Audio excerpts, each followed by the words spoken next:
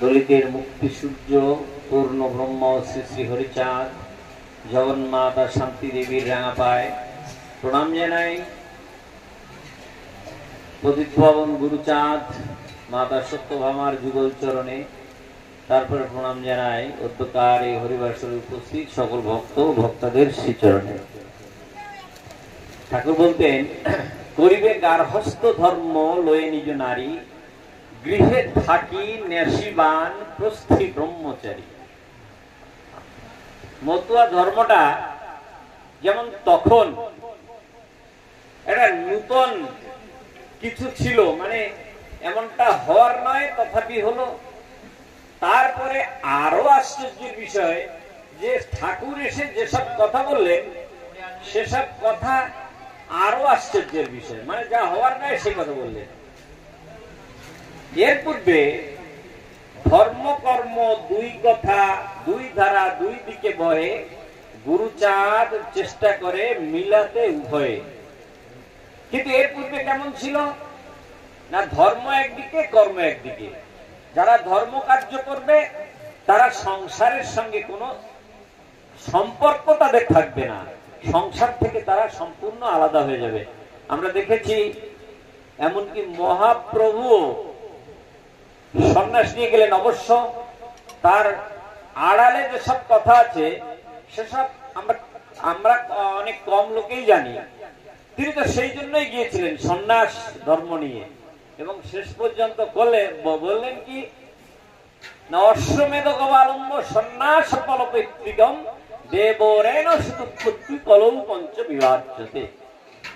অশ্বমেধ, গোমেধ, সন্ন্যাস, পিতৃশ্রাদ্ধে ঘটা করে মাংস খাওয়ানো, আর দেবরের দ্বারা সুতুৎপত্তি বংশ রক্ষা করা, এই পাঁচটি কলিযুগে মানা করে গেলেন, কিন্তু নিজে নিয়েছিলেন সন্ন্যাস। তারপরে এলেন ঠাকুর হরিচাঁদ, তিনি বলছেন, করিবে গার্হস্থ ধর্ম লয়ে নিজ নারী, গৃহে থাকি নেশিবান প্রস্থি ব্রহ্মচারী। গৃহে থাকলে সে বানপ্রস্থি ব্রহ্মচারী হতে পারে। এটা কেমন করে সম্ভব যে গৃহে থাকলো, যে গার্হস্থ ধর্ম পালন করছে, তার ছেলে মেয়ে বউ সবকিছুই আছে, সেখানে আবার গার্হস্থ ধর্ম কেমন করে পালন করা যেতে পারে? সকলের মনে সেই কৌতূহল সকলের মনে, সেটাই সবাই আশ্চর্য হতো। কিন্তু হরিচাঁদ, গুরুচাঁদ সেটা করে দেখিয়েছেন। হ্যাঁ, এ সংসারে থেকেও, গার্হস্থ ধর্মে থেকেও সন্ন্যাস ব্রহ্মচর্য পালন করা যায়। আমরা সকলেই জানি মতুয়ার বাজারে কিছু গোসাই, যাদের আমরা পাগল বলে থাকি, পাগল, ভক্ত, ডঙ্কা, নিশান, হরিচাঁদ, গুরুচাঁদ, এদের নিয়েই মতুয়া জগৎ। মতুয়া আকাশের ধ্রুবতারা, তারাই যাদের আদর্শ মনে করে অদ্যাবধি চলে এসেছে। সেই মতুয়া ধর্ম সম্পূর্ণ বিরোধ সত্ত্বেও আজ পৃথিবীর বুকে ডাঙ্কা বাজিয়ে চলেছে মতুয়া ধর্ম। আপনারা জানেন অনেক অনেক পাগল আছেন, যাদের কথা বলা নিতান্তই জরুরি, নিতান্তই আবশ্যক। গুরুচাঁদের সময় যেসব পাগল ছিলেন, আমি নকুলের কথা বলতে চাইছি। নকুল গুরুচাঁদের এক পাগল। নকুল যখন ছোট ছিলেন, এখানে চন্দু ভাই বললেন না যে ঠাকুর পাড়িবাবু যখন এসেছেন তখন থেকেই তার ভাগ্য লেখা হয়ে গেছে তিনি কি করবেন। ওই নকুলের মনে হয় তখন থেকে ভাগ্যে লেখা হয়ে গেছে যে নকুল ভবিষ্যতে একজন পাগল হবে, এবং এই পৃথিবীর বুকে, মতুয়া ধর্মের বুকে, পৃথিবীতে সে দৃষ্টান্ত স্থাপন করবে। কি পাগল তিনি হলেন! ছোটবেলায় তার মামার বাড়িতে, যশোর জেলায় তার মামা বাড়ি ছিল, এবং তখন তারক আছেন, তারক সশরীরে আছেন। তারক তার মাতুল বাড়িতে যেতেন, এবং তার যে মাতুল দাদু, নকুলের যে মাতুল দাদু, তার সঙ্গে তারকের ভালো, সেখানে তার নাম নিয়েছিলেন। মাঝে মাঝে শ্রীতারক সে বাড়িতে যায়, শিশুকালে নকুলের সঙ্গে দেখা হয়। সুন্দর বালকে দেখি গোস্বামী সুজন, নকুলের করিলেন অঙ্কেতে ধারণ। মহতের স্পর্শ লাগে নকুলের গায়ে, স্পর্শ পেয়ে নকুলের হয় ভাগ্যোদয়। চান্দু ভাই যে কথা বললো, পাড়িবাবু যখনই জন্ম নিয়েছেন তখন তার ভাগ্য লেখা হয়েছে। নকুলের ভাগ্যেও হয়তো তাই ছিল। ওই তারক, রসরাজ তারক, রসসিন্ধু তারক নকুলকে যেদিন থেকে কোলে নিলেন সেদিন থেকে তার ভাগ্যে যেন পরিবর্তন এলো। তখন তো আমাদের লেখাপড়া শেখার সুযোগ ছিল না। নকুলও লেখাপড়া কিছুই শেখেনি। পঞ্চবিংশতি বয়স যখন, অর্থাৎ 25 বছর যখন বয়স, তখন স্বইচ্ছায় তিনি কিছু কিছু লিখেছিলেন। নকুল সুন্দর গান করতেন, সুন্দর চেহারা ছিল তার। ওই যে ছোটবেলায় সুন্দর বালকে দেখি গোস্বামী সুজন তারকের নকুলের করিলেন অঙ্কেতে ধারণ, সুন্দর চেহারা ছিল এবং কণ্ঠ খুব সুন্দর ছিল, খুব সুন্দর কীর্তন করতেন। একবার এমনি করে ভক্তরা বসে আছেন, সেখানে এক ভক্ত কীর্তন করছেন, রসরাজের লেখা সেই কীর্তন। তোরা দেখছে এক সোনার মানুষ এলো নদিয়ায়, ও মানুষ ছিল কোন মানুষ এসেছে, সে ছিল কোন দেশে, মানুষে মানুষ মিশেছে। গানের সুরে, গানের বলে নকুলের মনকে হরণ করে নিয়েছে। নকুলের মনে এমনিতেই হরণ হয়নি, সে যে আগে থেকেই হরিত হয়ে আছে। ওই তারকের স্পর্শ হয়ে তখন থেকেই তো নকুল নিজেকে হারিয়ে ফেলেছে। নকুল হয়তো জানতো না। আজ যখন এই কীর্তন শুনলো, নকুল নিজেকে সামলাতে পারলো না, ওই গায়কের সঙ্গে দেখা করলেন এবং তার থেকে ওই বই নিয়ে তার মনোমত কিছু গান সেখানে লিখে রাখলেন এবং নিজে মনে অভিভূত হয়ে যেখানে হরিসভা, যেখানে মহোৎসব, যেখানে সাধু সঙ্গ, ভক্ত সঙ্গ হয় সেখানে তিনি ছুটে যেতেন এবং নিজে যা কীর্তন করতেন। এমনি করতে করতে এলো মতুয়ার সেই শুভ দিন, যেদিন দিক দিগন্ত শব্দ করে আলোড়ন সৃষ্টি করে মতুয়ারা চলে ওড়াকান্দির দিকে। সেই বারুণী মেলা, বারুণী মেলার সময় এসে হাজির হলো। নকুলের মনে হলো আমিও বারুণী মেলায় যাব। নকুল সারা দিল গ্রামে আশেপাশে যেখানে যেখানে সে যেত। নকুলের এখন সমাজের মাঝে বেশ একটু প্রতিপত্তি, সমাজের মধ্যে নয়, ভক্ত সমাজের মধ্যে তার বেশ একটু প্রতিপত্তি। তাই দেখতে দেখতে তার বয়সী যত ভক্ত তারা রাজি হয়ে গেল, হ্যাঁ আমরা যাব। তাই নতুন করে ডঙ্কা, কাসর, সিংহায় সব জোগাড় হতে লাগলো। নকুলের দলে 300 যুবক ছেলে তারা চলেছে ওই বারুণীর উপর উঠে, আকাশ বাতাস প্রকম্পিত করে নকুল হরিবোল হরিবোল ধ্বনি করতে করতে ছুটে চলেছে ওড়াকান্দির দিকে। মধুমতি পার হয়ে ওড়াকান্দিতে গিয়ে হাজির। গুরুচাঁদ বসে আছেন গদি ঘরে। গুরুচাঁদ দেখলো 300 নবযুবক, যার দলপতি ওই নকুল। নকুলকে ইশারা করে ডাকলেন, এদিকে এসো। নকুলকে ঠাকুর বললেন, শুনো নকুল, তুমি আমার বচন, মাঝে মাঝে ওড়াকান্দি করো আগমন। নকুল রে, তোর মতো ভক্তই আমার প্রয়োজন। কারণ এ ভাই, এই যে কথা বললে না, কথা বললে না, প্রণব কথা বলে না, তোর মতো ভক্তই আমার প্রয়োজন। কারণ সমাজে যে ময়লা জমা হয়ে আছে, সমাজে যে কালিমা আছে, ওই কালিমাকে ধুতে হলে, ওই ময়লাকে পরিষ্কার করতে হলে যুব শক্তির প্রয়োজন। তাই গুরুচাঁদ বললেন, মাঝে মাঝে ওড়াকান্দি করো আগমন। নকুলের কানে মনে ওই কথাটা গেঁথে গেছে। নকুল বাড়ি চলে গেল। 1 সপ্তাহ যেতে না যেতে নকুল আবার এসে ওড়াকান্দিতে হাজির। সিধামে আসিয়া প্রণাম করিয়া নকুল বসিয়া রয়, হাসিয়া মধুর কহিছে ঠাকুর, আসলে কিসের দায়? হয়ে প্রেমাকুল বলিছে নকুল, পারের কান্ডারি তুমি, কিছুই কহিতে কিছুই লইতে আসি নাই হেতাম। মধুর হাসিয়া কহিছে ঠাকুর, বলিবি কেমন কথা, কিছু না কহিবি, কিছু নাই নিবি, তবে কি আসিলি বৃথা? অকামনা প্রেম, তোমাকে বাসিব ভালো, এই ভিক্ষা চাই। তুমি বাসো ভালো, বাসো ভালো, তাতে কোনো দুঃখ নাই, তোমাকে বাসিব ভালো, এই ভিক্ষা চাই। নকুলা সেই দৃষ্টান্ত স্থাপন করলেন। বলছি, কিছুই কহিতে কিছুই লইতে আসি নাই হেতা আমি। যজ্ঞেশ্বর তালুকদার উনি সবসময় ঠাকুরের কাছে থাকতেন। যজ্ঞেশ্বর নকুলকে ডাকছে, অকুশায় এদিকে এসো, শোনো আমার কথা শোনো। পারের কান্ডারিকে তোমাকে সে পারে নিতে চাইছে, আর তুমি তাকে মানা করে দিচ্ছ। নকুল আবার গিয়ে ঠাকুরের সামনে বসেছে। নকুলকে ঠাকুর জিজ্ঞেস করছে, বল নকুল কি চাই? বলছে, ঠাকুর কিছুই না, তুমি যা দিতে চাও তাই তুমি দাও। কারণ যে দাতা, তার দানের ভান্ডার যে কতখানি বিস্তৃত, কতখানি বিশাল, যে গ্রহিতা সে কোথা থেকে জানবে? তাই নকুল বলছে, আমি কিছুই চাই না।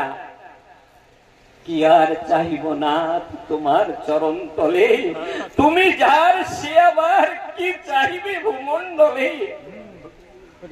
তাই বলছে, আমি কিছুই চাই না ঠাকুর, তুমি কি দিতে চাও তুমি তাই আমাকে দাও। ঠাকুর বলছে, তাই? ঠাকুর তাই কহিছে। ঠাকুর শোনরে নকুল, যাবলি করা চাই, অষ্টাদশ মাস স্ত্রী সহবাস করিবি না বলি তাই। বলছে 18 মাস তুই স্ত্রী সহবাস করবি না। নকুল বলছে, কি কথা? আমি নতুন নতুন বিবাহ করেছি, ঘরে আমার নববধূ, আমার ভরন্ত যৌবন, তা সেও যুবতী, অষ্টাদশ মাস আমি তার সঙ্গ করতে পারবো না? এ কি কোনো ভাবেই সম্ভব? নকুল মাথা নেড়ে না করছে, বলছে না। বলছে, কি বলছিস নকুল? নকুল কিছু মুখে না বললো, তিনি তো অন্তর্যামী, তিনি বুঝতে পেরেছেন। বলছেন, যদি না পারিস, কথা না মানিস, আসিস না ওরা কান্দি, আসুক তাহারা, কথা মানে যারা, যারা নাহি জানে ফন্দি, তোর আসার প্রয়োজন নেই। তারাই আসুক, যারা কথা মানে তারা আসুক, তোর আসার প্রয়োজন নেই। নকুলের মাথায় যারা বজ্রাঘাত হলো, বিনা মেঘি বজ্রাঘাত। ঠাকুরকে কি চাইলাম? আমি তো কিছুই চাইনি, তথাপি ঠাকুর আমায় এমন কঠোর আদেশ করলেন। নকুলের মনে বড় অভিযোগ হলো, অভিমান করলেন নকুল। ওই শ্রীপাদ পদ্মে একবার প্রণাম করে বললেন, ঠাকুর তুমি যখন আমাকে তাড়িয়ে দিচ্ছ, তখন আমি চলেই যাব। তুমি না ডাকলে আর কোনদিন আমি এই ঠাকুর বাড়িতে আসবো না। ঠাকুরকে আবার প্রণাম করে চোখের জল মুছতে মুছতে নকুল চলে গেছে। ঠাকুর তিনি তো অন্তর্যামী, এবং যাচ্ছে নকুল, যাচ্ছে আর ভাবছে, আমি এলাম এত আশা করে, ঠাকুর একটা আদেশ আমাকে দিলেন, আমি যদি তাকে রক্ষা করতে না পারি, তাহলে ঠাকুরকে ভালোবাসাই তো আমার বৃথা হয়ে গেল। আমি কি ভালোবাসি তাকে? ঠিক আছে, দেখা যাক গুরুচাঁদ তোমার কি কৃপা। ভক্ত এবং ভগবানের যখন লড়াই হয়, তখন ভক্তের জয় হয়ে থাকে। ভগবান আর ভক্তের লড়াইতে ভগবান কোনদিন জিততে পারে না। ভগবানকে সে ডাকছে, ঠাকুর তুমি আশীর্বাদ করো, আমি যেন পরীক্ষায় উত্তীর্ণ হতে পারি। নকুল বাড়িতে চলে গেছে, আর স্ত্রীর সঙ্গে কোনো ধরাছোঁয়া দেয় না। কোথায় হরিসভা, কোথায় মহোৎসব, কোথায় সাধু সঙ্গ, কোথায় ভক্ত সঙ্গ, তাই নকুল করে বেড়ায়। তার স্ত্রীও কিন্তু কিছু বলে না, কারণ সে যে ভারতের নারী, ত্যাগী তার আদর্শ। একজন নারী, একজন ভারতীয় নারী তার সব কিছুকে তার স্বামী, তার শ্বশুরের সংসারের জন্য খরচ করতে প্রস্তুত হয়ে যায়। ওই নারী সকাল সন্ধ্যায় তুলসী তলায় প্রদীপ জেলে তার স্বামী শ্বশুরের সংসারের মঙ্গল কামনা করে, নিজে অভুক্তকে পরিবারের সকলকে খাইয়ে পরিবারের সকলের মুখে হাসি ফুটিয়ে রাখে। এই ভারতীয় নারী। সেখানে নকুলের স্ত্রীও কোনো মানা করেনি, কারণ তিনি তো দেখছেন তার স্বামী সৎসঙ্গ করে বেড়াচ্ছেন, সাধু সঙ্গ করে বেড়াচ্ছেন, তাই তিনি কোনো প্রতিবাদ করেননি। এমনি করে দুটো বারুনি পার হয়ে গেল, নকুল আর ঠাকুর বাড়িতে যায় না। 2 বর্ষ গত হলো এই মতো, নকুল মাতিল নামে, হেথা দয়াময় ব্যস্ত অতিশয়, পূর্ণ ওরা কান্দি থামে। দেখছি আমার নকুল 2 বছর আসে না, তাকে আমি তাড়িয়ে দিয়েছি। প্রত্যেক বাবাই তো তাই করে, সন্তানকে যদি অতিষ্ঠ হয়ে কখন আঘাত করে, সকলের অলক্ষ্যে ওই পিতা যে কত চোখের জল ফেলে তা কেউ না জানলেও এখানে পিতা মাতা অনেকেই বসেছেন, সকলেই আপনারা জানেন। শাসন দণ্ডকে হাতে নিতে হলে অনেক সময় কঠোর হতে হয়। আজ এই পরম পিতাও নকুলকে যে শাসন করেছে, কিন্তু তার চোখের জল এতদিন কেউ দেখতে না পেলেও আজ সবাই দেখতে পাচ্ছে। নকুলের জন্য ঠাকুর পাগল হয়ে গেছে, তাই অনন্তকে পাঠালো, যা অনন্ত তুই আমার নকুলকে গিয়ে বলবি তার বিরহ আমি সইতে পারছি না, নকুলকে গিয়ে তুই ডেকে আনবি। অনন্ত গেছে, গিয়ে দেখে নকুল ঠিক আছে, কাছাকাছি আছে। বলছে তোমাকে বড় কর্তা ডেকেছে, ঠাকুর ডেকেছে। বলছে না, আমি যাব না, আমি যাব না। নকুলের অভিমান এখনো শেষ হয়নি। বলছে আমি যাব না। অনন্ত ফিরে গেল, আবার আদুকে পাঠালো, যা আমার নকুলকে নিয়ে আয়, না হলে আমি এখানে থাকতে পারছি না। আদু গেল, আদুকে বলছে গোসাই তোমাকে ঠাকুর ডাকছে, তোমায় নিশ্চয়ই যেতে হবে, আমায় বলেছে তোমাকে সঙ্গে নিয়ে যেতে। তখন আর তার অভিমান নেই, তখন তার চোখ দিয়ে গড়িয়ে পড়েছে সেই বেদনাশ্রু। কেঁদে কেঁদে নকুল মনে মনে বলছে আমি অকৃতি অধম বলেও তো মনে কম করে কিছু দাওনি, যা দিয়েছ তারও অযোগ্য ভেবেও কেড়েও তো কিছু নাওনি। রাখিতে চাহ গো বাঁধনি আটিয়া, শতবার যাই বাঁধন কাটিয়া, ভাবি ছেড়ে গেছো ফিরে চেয়ে দেখি এক পাও ছেড়ে যাওনি।